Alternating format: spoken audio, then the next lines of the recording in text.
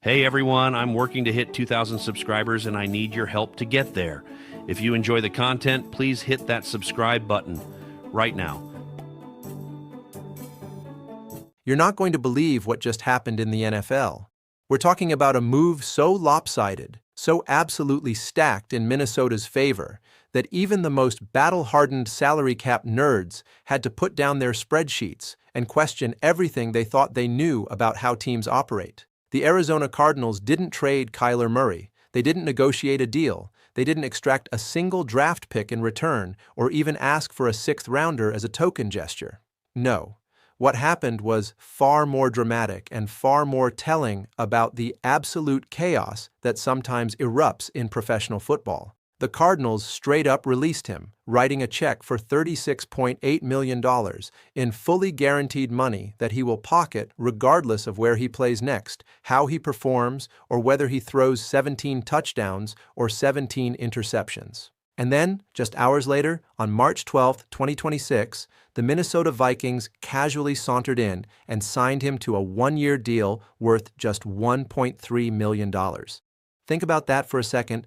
The Vikings just got a former number 1 overall pick, a Pro Bowl caliber quarterback with legitimate dual threat capability, essentially for the cost of a backup linebacker. This isn't a traditional roster move we analyze with nuance and balance. This is a straight-up financial robbery disguised as prudent NFL business. Here's the absolutely insane part that makes this even more fascinating. For every single dollar that the Minnesota Vikings invested in Kyler Murray this season, Arizona is effectively bearing a massively disproportionate burden. The Cardinals are the ones who forked over that massive guaranteed money, absorbing a dead cap hit that will haunt their salary structure for the foreseeable future. Meanwhile, Minnesota gets to roll the dice on Murray's talent for basically pocket change. They're playing with house money here. If Murray balls out, they look like absolute geniuses. If he struggles, they're out what amounts to a practice squad salary. The Cardinals, though, they're stuck watching from home, writing checks to a guy now throwing touchdowns in Minnesota, suffering the worst kind of franchise embarrassment. One organization paid to move on. The other capitalized on desperation and organizational dysfunction at the most opportune moment imaginable. This is what happens when a franchise implodes, folks. But wait, it gets even better because Murray doesn't just arrive as another veteran minimum stopgap. The guy has legitimate credentials. We're talking about a player who earned a Pro Bowl selection and has spent years proving he can operate in high-powered offenses at an elite level. The metrics tell a fascinating story, too. During his 5 appearances in the 2025 season before injury ended his campaign, Murray averaged 34.6 rushing yards per game. That's the kind of ground production you dream about from your signal caller. For context, that's his most productive rushing stretch since returning from the devastating ACL injury he suffered back in 2022. The mobility is clearly back. The explosiveness has returned. The leg is fine. This is a guy capable of terrorizing defenses with his feet while simultaneously executing traditional pocket passing concepts. He's a Swiss Army knife quarterback, and the Vikings just got him for a pizza money contract. The financial structure tells you everything about how badly the market values this situation and how desperate the Cardinals were to move forward. That $36.8 million in guaranteed money remains Arizona's obligation, sitting there on their books like a scarlet letter. It's not part of Murray's salary cap hit with Minnesota. It's not something the Vikings have to worry about. It's pure dead money that the Cardinals have to absorb, year after year, reminder after reminder that this franchise made catastrophically bad decisions. Meanwhile, Minnesota's $1.3 million investment is basically negligible. It's roughly 97% below the going rate for a starting caliber quarterback. You could round that number and just call it free. The inefficiency in how the NFL operates and how teams respond to crisis situations is fully on display here, and the Vikings aren't shy about exploiting it. Now here's where this story gets genuinely fascinating from a human interest perspective. During Murray's introductory press conference with the Vikings, he didn't roll out the typical playbook of redemption narratives and championship guarantees that most newly acquired players deliver like clockwork. Instead, he went introspective. He got personal. He talked about being a Minnesota Vikings fan growing up, and he brought up one of the most devastating moments in franchise history with vivid, emotional clarity. He remembers the 2009 NFC Championship game against the New Orleans Saints. He remembers Brett Favre's interception in overtime. He remembers that 31-28 heartbreak that's etched into the consciousness of every Vikings fan who lived through it. That's not just nostalgia for Murray. That's a personal wound. That's a moment that shaped his childhood and left a lasting imprint on his fandom. Now, years later, he finds himself in the extraordinary position of potentially healing that wound. He's not just joining a team, he's joining the team he rooted for as a kid. He's carrying the hopes and dreams of an entire fan base that's been waiting decades for ultimate redemption. That's the kind of narrative that television networks salivate over, and it adds a completely different emotional dimension to what's happening in Minnesota. But we need to talk about J.J. McCarthy because the landscape around Murray's arrival tells us something crucial about where the Vikings organization stands at quarterback and what they're communicating to their existing roster. McCarthy was drafted 10th overall in 2024. He entered the 2025 season with organizational backing, with the presumption that he was the future, with the type of first-round pedigree that typically means you get a long runway to prove yourself. Except for one small problem. His 2025 season numbers don't exactly inspire confidence in traditional quarterbacking metrics. Across 10 starts, he posted a 6-4 record. Sounds decent until you dig deeper. He completed 57.6% of his passes. That's not a typo. For a modern NFL starting quarterback, that's abysmal. Throw completion percentage under 60%, and you're looking at quarterback play that's consistently bailing out opposing defenses. He threw 11 touchdowns against 12 interceptions, a ratio that flirts with disaster. His passer rating finished at 72.6, which ranks among the lowest for qualified starters. We're not talking about a rookie making typical first-year mistakes. We're talking about a high draft pick who struggled fundamentally with accurate ball placement, decision-making, and pre-snap reads. The message the Vikings are sending with Murray's arrival is unmistakable, and McCarthy is hearing it loud and clear. Nothing is guaranteed. Your pedigree doesn't matter. Your draft position doesn't protect you. You must earn your position, prove yourself every single day, and demonstrate that last season was a learning curve rather than a ceiling. At 23 years old, McCarthy still has time, mountains of it. He's got years ahead where he can recover, improve, and potentially reclaim the starting job or at least establish himself as a viable NFL quarterback. But the clock just started ticking in a different way. He's now in competition mode full-time. Training camp isn't developmental anymore. Training camp is survival. That's both a blessing and a curse. It's motivation, it's clarity, it's also pressure that could either forges him into a better player or shatter his confidence entirely. This is where franchise decision-making becomes a high-wire act, and Kevin O'Connell's track record becomes crucial context. Let's talk about the quarterback carousel that O'Connell has been riding since arriving in Minnesota. In 4 seasons, he's worked with 8 different starting quarterbacks. On the surface, that sounds like chaos. That sounds like instability. That sounds like a coaching situation where nothing works, and every season brings a new disaster. But that's not actually what happened. Kirk Cousins, before he left, maintained remarkably consistent production within O'Connell's system. Sam Darnold, remember him, had a legitimate renaissance during the 14-3 2024 campaign. Even transitional options kept the team competitive and relatively functional while adjustments were being made. The system has proven adaptable. The coaching has proven flexible. O'Connell's West Coast principles, rooted in play action and simplified reads, have consistently allowed quarterbacks to operate efficiently regardless of their background or previous experience. Murray, though, brings something different to the table. He's coming from an air raid background in Arizona. He's more accustomed to expansive field reads and designed run plays that exploit his unique athleticism. There's a transition period ahead. There absolutely is.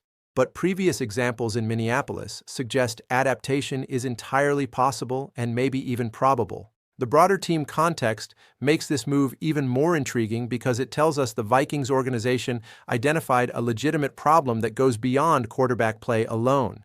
In 2024, the Vikings were a turnover-generating machine. They posted a +12 turnover differential. They were absolutely suffocating opponents with ball security discipline and opportunistic takeaways. They surged to a 14-3 record and looked like a legitimate Super Bowl contender. That was just 1 year ago. 1 year. Then 2025 happened, and the narrative flipped entirely. Turnovers became the Vikings' downfall rather than their strength. The team committed 30 giveaways, the worst mark in the entire league, 30. You cannot win games at a championship level when you're coughing up the football that many times. The team slipped to 9-8. That's 8 games gone due to fundamental execution failures.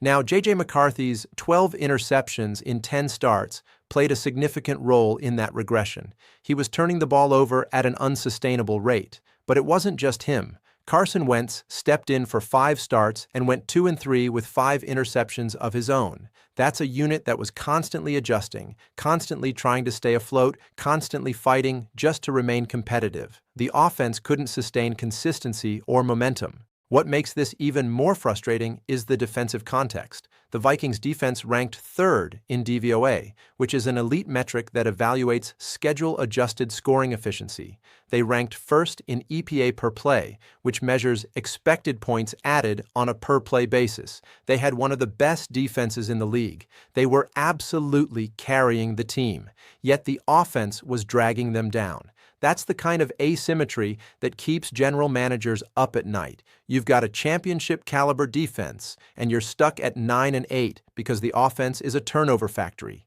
You need a fix, and you need it fast. That's where Murray comes in. He's not a Band-Aid solution. He's a calculated gamble on a proven commodity available at minimal financial risk. The receiving core context adds another wrinkle to why this move makes football sense. Justin Jefferson, despite all the hand-wringing and concerns, remained available for all 17 games in 2025. He surpassed the 1,000-yard mark for the 6th straight season, which is absolutely remarkable and speaks to his durability and consistency. But his 1,148 yards represent a significant drop from his 1,533 yards in 2024. That's 385 fewer receiving yards, a considerable gap. Jordan Addison, the other primary target, also experienced a notable decline. He finished with 42 receptions, 610 yards, and 3 touchdowns, career lows across the board. When both of your primary receiving weapons regress simultaneously, the issue often traces back to quarterback play and decision-making. McCarthy's 57.6% completion rate was limiting the offensive ceiling, leaving yardage on the table, forcing the ball into tighter windows, creating situations where ball placement became absolutely crucial. Murray's career efficiency and proven ability to get receivers in space creates an entirely different dynamic for Jefferson and Addison moving forward. Better quarterback play elevates the entire receiving core. It's not rocket science, but it's also not guaranteed, which is why conditioning your quarterback investment to a 1-year deal makes smart risk management sense. Now let's address the elephant in the room. The quarterback room in Minnesota is absolutely stacked with pedigree and accomplished players who've proven themselves at elite levels. You've got Kyler Murray, #1 overall pick in 2019. You've got J.J. McCarthy, #10 overall in 2024. You've got Carson Wentz, #2 overall in 2016. Then add Max Brommer to that mix, and you're looking at a group defined by first-round credentials and legitimate NFL experience. But here's the thing about pedigree in the NFL. It only matters if you're currently executing at a high level. History doesn't win games. Proven ability does. Training camp is going to be absolutely fascinating theater because it won't just determine the starting job. It'll potentially determine who remains on the roster.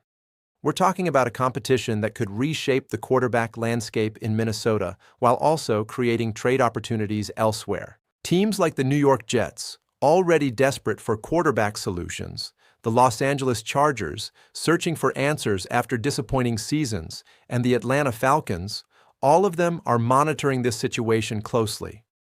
If one of these accomplished passers loses out in Minnesota, they could quickly become a valuable addition to a team desperately seeking quarterback stability. The ripple effects of this competition will extend far beyond just Minnesota.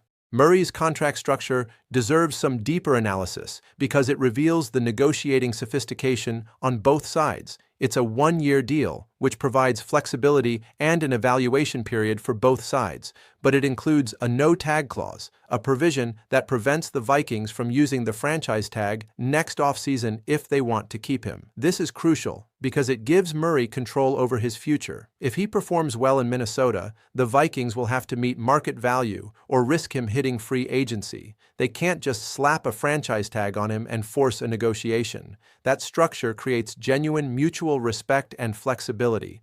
Minnesota gets a low-risk evaluation period on a proven talent. Murray retains control over his destiny and his financial future. It's a partnership agreement more than it is a traditional player-team relationship. Both sides have outs, both sides have leverage, and both sides benefit from proving themselves. Despite the contract situation, Murray's mindset remains that of a starter, and he made that crystal clear during his March 12th remarks to the Minnesota media. He emphasized his focus on proving himself every single time he steps onto the football field. That's not the language of someone content to be a placeholder. That's the language of someone with something to prove, someone with a point to make, someone carrying a chip on his shoulder. The mid-foot sprain that ended his 2025 season after 5 games is a concern worth monitoring, though, because that kind of injury can have lingering effects on mechanics and explosive movements over time.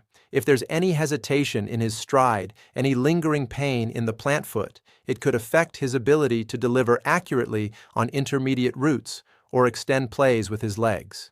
Murray understands this. The Vikings' medical staff will be scrutinizing every rep, but all signs point to the injury being fully behind him heading into this season. Meanwhile, J.J. McCarthy faces his own prove-it moment. He needs to demonstrate that the 2025 season was a learning phase, a rookie campaign in practical terms, rather than a long-term indictment of his ability to play quarterback in the NFL. It's not impossible. Plenty of young players have taken major steps forward with proper coaching, better protection, and time to develop.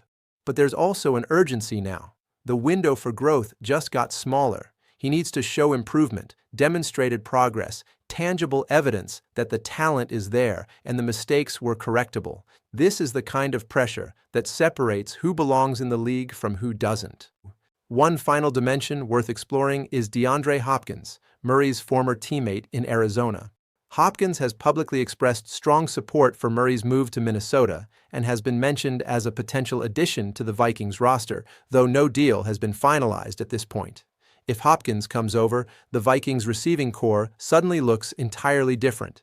You'd have Jefferson handling traditional receiver duties, Addison in the slot, and Hopkins working the perimeter with his unique size and catch radius. That's not a bad group. That's a legitimately threatening offensive weapons package capable of terrorizing defenses. The potential is there, waiting to be unlocked. So here's what we're actually watching. We're watching a team that had a championship-caliber defense absolutely wasted by turnover-prone quarterback play make a calculated move to inject proven talent at a discount. We're watching a franchise that understands the salary cap, understands risk management, and understands opportunity. We're watching the Minnesota Vikings be absolutely vicious in their pragmatism. They saw a team implode, they saw an opportunity, and they executed. Now comes the hard part. Now comes the actual execution on the field. Now comes proving that this massive inefficiency in the NFL market translated to actual on-field improvement. The coming weeks will be critical, and training camp will tell us everything about whether the Vikings are serious contenders or whether this entire situation becomes a cautionary tale about expectations versus reality. One thing's for certain, though, folks. If Kyler Murray brings even 50% of the talent he demonstrated before injuries and organizational dysfunction derailed his career, the Minnesota Vikings are about to become a completely different team. They're about to have a chance. They're about to have a shot. And in a league where legitimate quarterback talent remains the rarest commodity, that's worth absolutely everything. So if you're interested in seeing whether the Vikings turned this into genuine contention or whether this entire situation implodes into spectacular failure, make sure you're subscribed to the channel. Turn on notifications so you don't miss a single update as this story develops. Drop a like if you think Murray could be the missing piece Minnesota needed. Comment down below with your takes on whether the Vikings just made the smartest move of the offseason or if they're about to regret this decision. And seriously, folks, don't sleep on this situation because it's going to be one of the most fascinating quarterback competitions and storylines of the entire season. This is appointment viewing for anyone who cares about the Minnesota Vikings or the NFL in general. We'll be covering every practice report, every training camp update, every piece of news that emerges from Minnesota. Stick with us. The best is yet to come. Hey everyone, I'm working to hit 2,000 subscribers and I need your help to get there. If you enjoy the content, please hit that subscribe button right now.